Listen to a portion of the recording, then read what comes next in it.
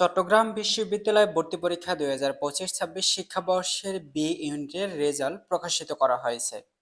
B ইউনিটের result প্রকাশিত নিয়ে বিজ্ঞপ্তি অনুযায়ী প্রকাশিত করা হয়েছে এবং মেরিট ভিত্তিক, স্কোর ভিত্তিক কিন্তু ব্যক্তিগতভাবে যে যার রেজাল্ট দেখতে পারবে।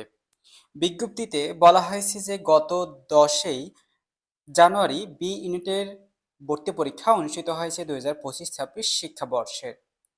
ভর্তি পরীক্ষার প্রস্তুতকরণ এবং ভর্তি পরীক্ষার ফলাফল ইতিমধ্যে প্রকাশিত করা হয়েছে। শিক্ষার্থী বন্ধুরা, ওয়েবসাইটে লগ ইন করার পরে যে যার রেজাল্ট দেখতে পারবে। এখানে দেখো স্কোর ভিত্তিক যে রেজাল্টটা রয়েছে, এখানে কিন্তু স্কোর ভিত্তিক রেজাল্ট দেখতে পারতেছো। দেখো এখানে স্কোর ভিত্তিক রেজাল্ট এবং পাশে রয়েছে মেরিট।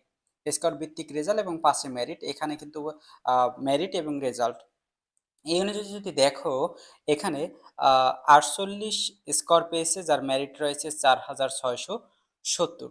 তো এভাবে কিন্তু তোমাদের চট্টগ্রাম বিশ্ববিদ্যালয়ের ওয়েবসাইটে যে যার প্যানেলে লগ ইন করার পরে কিন্তু ব্যক্তিগতভাবে তুমি কোন সাবজেক্টে কত মার্কস পেয়েছো এটাও কিন্তু তুমি দেখতে পারবে। পিডিএফ এ শুধুমাত্র তোমাদের মেরিট, রোল নম্বর এবং তোমাদের স্কোর কত পেয়েছো টোটাল, এটি কিন্তু দেখতে পারবে। এখন আসি তোমাদের চট্টগ্রাম বিশ্ববিদ্যালয়ের ওয়েবসাইটে সকল রেজাল্ট, অর্থাৎ সকল ইউনিটের রেজাল্ট কিন্তু ইতিমধ্যে প্রকাশিত করা হয়েছে। এখন তোমাদের পরের ধাপ হচ্ছে যে তোমাদের সাবজেক্ট চয়েস।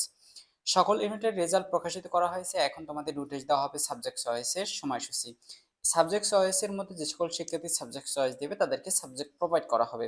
যারা সাবজেক্ট চয়েস দেবে না তাদেরকে সাবজেক্ট প্রোভাইড করা হবে এবং পরবর্তীতে সে আর কখনো ভর্তি হতে পারবে না এবং তাকে ভর্তি বলে অযোগ্য বলে বিবেচনা করা হবে।